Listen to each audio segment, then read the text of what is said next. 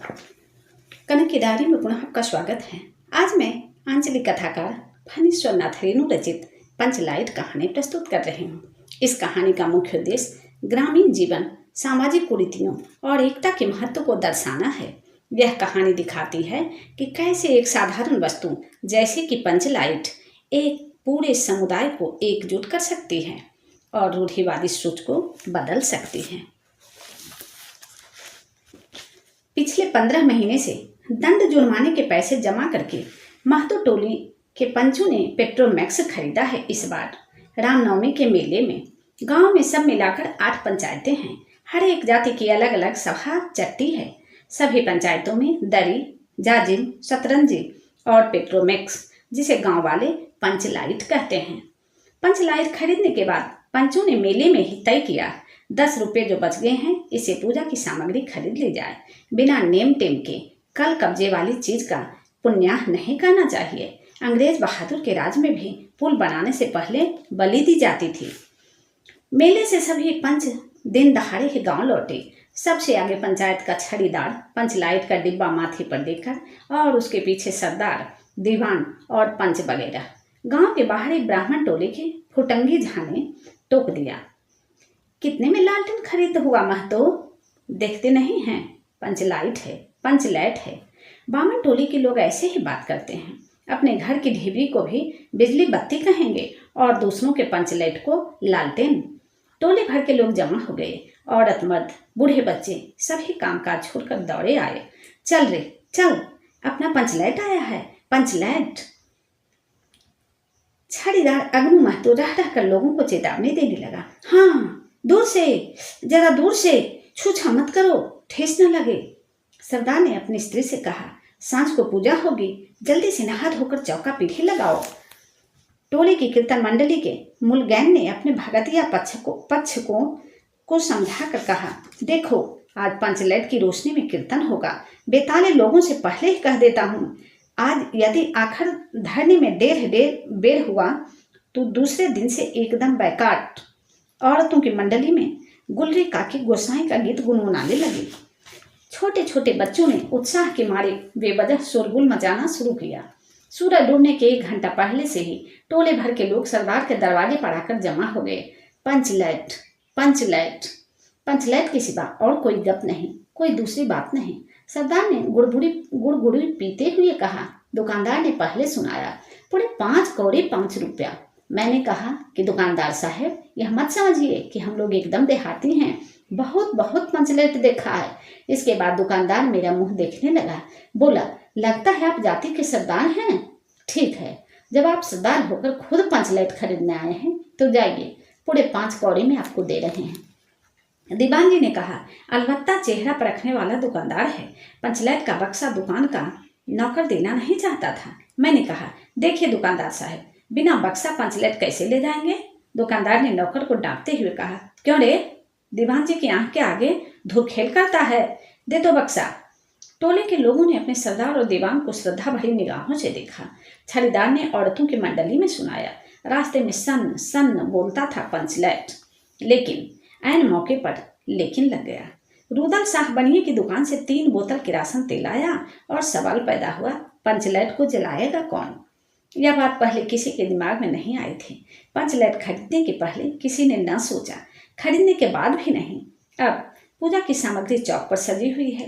कीर्तनिया लोग खोल ढोल करताल खोल कर बैठे हैं और पंचलाइट पड़ा हुआ है। गांव वालों ने आज तक कोई ऐसी चीज नहीं खरीदी जिसमें जलाने बुझाने का झंझट हो। कहावत है ना, भाई रे गाय लूं तो दोहे कौन, लो मजा। अब इस कल कब्जे वाली चीज को कौन बाले? यह बात नहीं कि गांव भर में कोई पंचलाइट बालने वाला नहीं। हर एक पंचायत में पंचलाइट है, उसके जलाने वाले जानकार हैं। लेकिन सवाल है कि पहली बार नेम टेम करके, शुभ लाभ करके दूसरी पंचायत के आदमी की मदद से पंचलाइट जलेगा? इससे तो अच्छा है कि पंचलाइट पड़ा रहे। जिंदगी भर ताना कौन से है? बात बात में दूसरे टोले के लोग कूट करेंगे, तुम लोगों को पंचलाइट पहली बार दूसरे के हाथ से? न, पंचायत की इज्जत का सवाल है, दूसरे टोले के लोगों से मत कहिए। चारों ओर उदासी छा गई। अंधेरा बढ़ने लगा।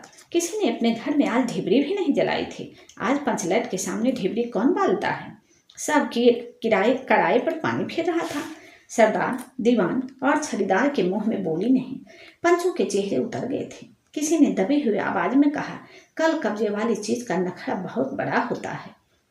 एक नौजवान ने आकर सूचना दी, राजपूत टोली के लोग हंसते हंसते पागल हो रहे हैं। कहते हैं कान पकड़कर पंचलैट के सामने 5 बार उठो बैठो, तुरंत जलने लगेगा। पंचों ने सुनकर मन ही मन कहा, भगवान ने हंसने का मौका दिया है, हंसेंगे नहीं।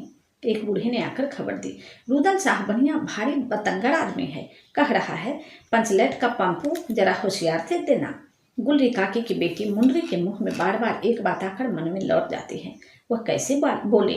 वह जानती है कि गोधन पंचलैट बालना जानता है, लेकिन गोधन का हुक्का पानी पंचायत से बंद है। मुंडरी की माँ ने पंचायत में फरियाद की थी कि गोधन रोज उसकी बेटी को देखकर सलम सलम वाला सलीमा का गीत गाता है। हम तुमसे मोहब्बत करके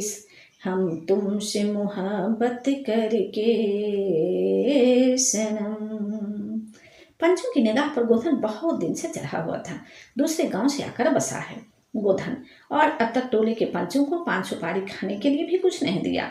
परवाह ही नहीं करता है। बस पंचों को मौका मिला 10 रुपये जुर्माना, न देने से हुक्का पानी बंद। आज तक गोधन पंचायत से बाहर है, उसे कैसे कहा जाए? मुझे उसका नाम कैसे ले? और उधर जाति का पानी उतर रहा है। मुंडरी ने चालाकी से अपनी सहेली कनेली के कान में बात डाल दी, कनेली चिको। कनेली मुस्कुराकर रह गई। गोधन तो बंद है। मुंडरी बोली, तू कह तो सरदार से, गोधन जानता है पंचलैट बालना। कनेली बोली, कौन? गोधन जानता है बालना? लेकिन सरदार ने दीवान की ओर देखा और दीवान ने पंचों की ओर। पंचों ने एकमत होकर हुक्का पानी बंद किया है। सलीमा का गीत गाकर आंख का इशारा मारने वाले गोधन से गांव भर के लोग नाराज थे। सरदार ने कहा, जाति की बंदिश क्या, जबकि जाति की इज्जत ही पानी में बही जा रही है। क्यों जी दीवान? दीवान ने कहा, ठीक है। पंचों ने भी एक स्वर में कहा, ठीक है, गोधन को खोल दिया जाए। सरदार ने छड़ीदार को भेजा। छड़ीदार वापस आकर बोला, गोधन आने को राजी नहीं हो रहा है, कहता है पंचों की क्या पड़तीत है, कोई कल कब्जा बिगड़ गया तो मुझे दंड जुर्माना भरना पड़ेगा। छड़ीदार ने रोनी सूरत बनाकर कहा, किसी तरह गोधन को राजी करवाइए, नहीं तो कल से गांव में मुंह दिखाना मुश्किल हो जाएगा। गुलरी काकी बोली, जरा मैं देखूं करके। गुलरी काकी उठकर गोधन के झोंपड़े की ओर गई और गोधन को मना लाई। सभी के चेहरे पर नई आशा की रोशनी चमकी। गोधन चुपचाप पंचलैट में तेल भरने लगा। सरदार की स्त्री ने पूजा की सामग्री के पास चक्कर काटते हुए बिल्ली को भगाया। कीर्तन मंडली का मूल गैंग मूर्छल के बालों को संवारने लगा। गोधन ने पूछा, स्पिरिट कहाँ है? बिना स्पिरिट के कैसे जलेगा? लो मजा। अब यह दूसरा बखेरा खड़ा हुआ। सभी ने मन ही मन सरदार, दीवान और पंचों की बुद्धि पर अविश्वास प्रकट किया। बिन बुझे समझे काम करते हैं ये लोग। उपस्थित जनसमूह में फिर मायूसी छा गई। लेकिन गोधन बड़ा होशियार लड़का है, बिना स्पिरिट के ही पंचलैट जलाएगा। थोड़ा गरी का तेल ला दो। मुंडरी दौड़ कर गई और एक मल से गरी का तेल ले आई। गोधन पंचलैट में पंप देने लगा। पंचलैट की रेशमी थैली में धीरे धीरे रोशनी आने लगी। गोधन कभी मुंह से फूंकता, कभी पंचलैट की चाबी घुमाता। थोड़ी देर के बाद पंचलैट से सनसनाहट की आवाज निकलने लगी और रोशनी बढ़ती गई। लोगों के दिल का मैल दूर हो गया। गोधन बड़ा काबिल लड़का है।